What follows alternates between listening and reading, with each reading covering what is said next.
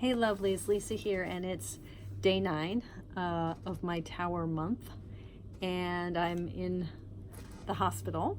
I'm at work, and my shift ended a few hours ago, but I've been on a number of calls, and so now I'm just kind of cooling my jets, wearing my trusty pager, my 1990s technology device. Yeah, and I've just been reflecting on how in many ways this day has not felt towery, has not felt jagged and full of ups and downs.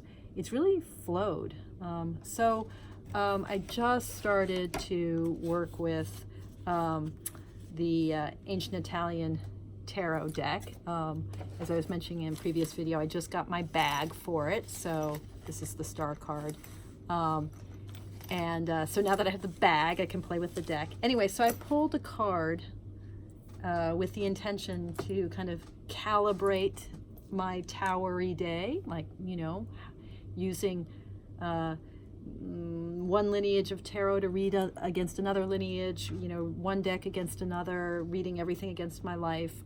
There's very strong sense I have of how we become fluent in the language of tarot, which is that we continually interpret, we make connections, we read our life against the cards, we read the cards against our life, we read one set of cards against another set of cards. So those connections are what, it's almost like when you're patching a hole in fabric and you're just sewing over and under and all through. It's like the more interconnections we weave, the stronger the fabric of meaning becomes.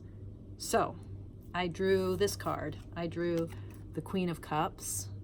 Isn't she lovely? Sorry, the lighting here is just abysmal. But this is the Queen of Cups, only I drew her reversed. So following my practice, when I draw a reverse card, I also draw a clarifying card to help me understand what is being emphasized, what's being blocked, what's the kind of way to release the meaning of this card. And what I got was the Three of Batons, the Three of Wands, which I love in this deck because they look like fountain pens, like the nibs here, and so it really emphasizes that diving into creativity, that burst of, how do we, X marks the spot of a journey begun, and then how do we really burst through that energy, move forward, that sense of growth, of synthesis, of opening, because the batons here look like pens. It just reminds me of creativity and writing and art. Yeah, I love all these flourishes. And then I also, because I'm still working with calibrating playing cards. So this is my bicycle element series Fire with these extraordinary backs. I don't know if like all of these, let me see if I can see it, and these sort of masks in the corner. When I first got this, my husband gave me this deck. He picked it up at like Rite Aid or something. And when I first got it, I was like, oh, ho-hum. It doesn't have custom pips. And I thought the back looked kind of goofy. And then I started playing with it. And I really love this. I really love this deck. And I really love the court cards with their burnt oranges and gray greens. Anyway, so I pulled a card for my Wandsy fire element deck, and I got the Four of Clubs. So I've got the Three of Wands, and then this is equivalent to the Four of Wands. So what I'm taking away from this is, what is required for our lives to feel abundant and flowy, for the energy of interconnection and mutuality, of love, of compassion, of spiritual interchange, what is required for that to come into our lives. In some ways, I feel like, I've been talking about the tower and letting go, and even the tower and trust. What does it mean to entrust ourselves to the endless flow of life, the movement of life, with all of its ups and downs? What does it mean to really give ourselves to those waters? And I'm aware that in the background there's a painting of two boats on still water, and they're just kind of adrift. What does it mean to allow ourselves to be in the deep waters of our lives? How does this Queen of Cups energy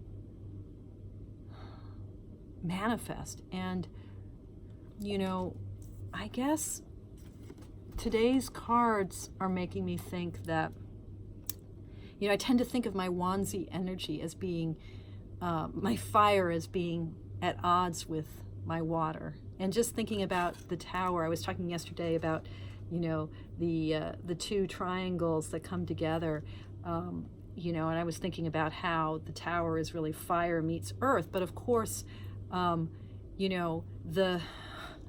triangle, this triangle of fire, let me draw it. This triangle of fire in the six-pointed star is meeting not earth, but water, right? Even though in many ways, for me, it feels like the tower is about fire meeting the earth. The geometry of the card, it's 6E nature, its joining of above and below is about fire meeting water. And I think, those were the cards I got today, suggesting to me that there doesn't have to be the tension that I tend to feel between my spirituality, between grace, compassion, all of those qualities of connection, all of the things that are embodied in, say, the Bodhisattva of compassion, Kuan Yin. That doesn't have to be at odds with my fiery, Wanzi, kind of driven, they can come together. And in fact, bringing them together is kind of what the tower needs to teach me. There it is. Bringing fire and water together is what the tower needs to teach me. Yeah. Okay, I hope this makes some kind of sense. As always, I'm so grateful that you're actually watching my videos. But even if you weren't, I'd probably just keep talking anyway.